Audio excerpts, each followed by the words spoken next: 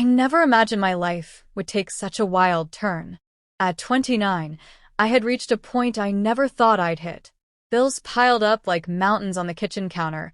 My car was barely holding itself together, and I had just lost my second job in 3 months. I was broke, desperate, and ashamed to even look at myself in the mirror. My name's Melissa Carter, and this is the story of how a single conversation with my landlord turned everything upside down. I lived in a modest one-bedroom apartment just outside Atlanta, Georgia. It wasn't fancy, but it was clean, quiet, and all I could afford after my divorce. I moved in right after leaving Michael, my ex-husband, who had decided that the grass was greener with someone 10 years younger. Starting over had been tough, but I was making it until life decided to throw every curveball it could my way. My landlord, Darius Williams, was a man you couldn't miss. Standing about 6'5" with broad shoulders and a booming laugh that could be heard through the hallway, he was the kind of guy who left a lasting impression. Darius had taken over the property from his uncle and managed the 4-unit building with care. He was always respectful, but we never really talked beyond good morning or rents due on the 1st. I always paid on time, until last month. It was a rainy Thursday afternoon when he knocked on my door. I was sitting at my kitchen table, staring at an empty bank account on my laptop. I opened the door, and there he stood, holding an umbrella and looking like he had something serious to say. "Hey, Melissa," he said, his voice calm but firm. "You missed rent last month. I usually don't say anything if someone's a day or two late, but it's been over 3 weeks now." I swallowed hard and nodded, too embarrassed to speak. "I know things are rough," he continued. "A lot of people are struggling. But I gotta ask, what's going on?" I stepped aside and invited him in. It felt weird letting him into my small space for the first time, but I didn't have the strength to lie or make excuses anymore. I explained everything: how I lost my job, how my part-time gig at the diner barely covered groceries, how I had nowhere else to go. He listened without interrupting, nodding slowly. When I finished, he let out a long sigh. "Melissa, you've been a good tenant. Always quiet, always respectful. And I get it, life hits hard sometimes. I don't want to evict you," he said.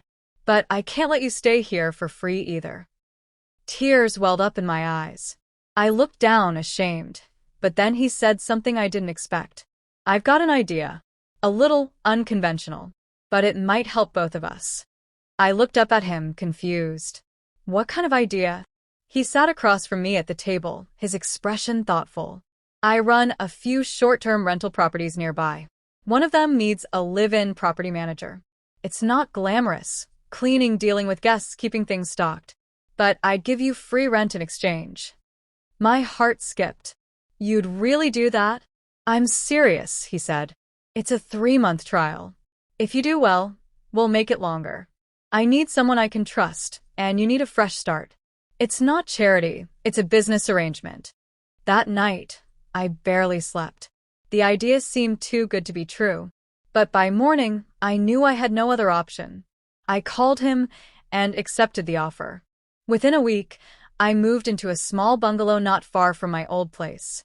It wasn't as nice, definitely older, with creaky floors and a slightly musty smell, but it was mine, at least for now. I threw myself into the work. I cleaned every corner, organized supplies, responded to every guest inquiry with a smile, even when they were annoying or rude. Darius came by once a week to check in, and each time he did, he seemed more impressed. "You're killing it, Melissa," he said one evening as we stood on the porch. "I haven't had a single complaint. Guests love you." I smiled for the first time in what felt like months. "Thanks, Darius. I needed this more than you know." Over the next few weeks, something shifted. Our conversations went longer. We started laughing more. He told me about growing up in Atlanta, taking over the family business, his dreams of expanding his rentals. I share my love for interior design, how I once wanted to flip houses. There was an ease between us that hadn't been there before. One night, after a particularly exhausting day of dealing with a guest who decided to throw a wild party, Darius came by with takeout and a bottle of wine. "Figured you earned this," he said with a grin. We sat on the floor of the living room, eating fried chicken and sipping wine. He was funny, charming, and surprisingly insightful. We talked about everything: past relationships, family, regrets, goals. At one point, the conversation grew quiet. He looked at me for a long time before speaking. You ever feel like the universe pushes two people together for a reason? I didn't know what to say. My heart thudded in my chest. Maybe, I whispered. He reached out and gently touched my hand. I know this started as business, but I can't help how I feel. I was stunned. I hadn't allowed myself to even consider the possibility of something romantic. But there it was, clear, honest, and real. Over the next few days, I struggled with what to do. Part of me worried it was too complicated. What if it ruined the arrangement? What if it didn't work out? But another part of me, the part that hadn't felt alive in a long time, wanted to see where this could go. We took things slowly. We didn't label it. We just spent more time together: dinners, long walks, nights talking on the porch. Darius treated me with more kindness and respect than I'd ever experienced. He encouraged my ideas for improving the rentals. He helped me set up a little design portfolio online. He even introduced me to some friends in the real estate world. By the end of the trial period, I wasn't just surviving, I was thriving. And Darius made it official. The job was mine for as long as I wanted it. One night, as we watched the sunset from the hill behind the property, he turned to me. You know, Melissa, he said, when I made you that offer, I thought I was helping you. But you've changed my life just as much. I leaned into him, smiling. Funny how life works out.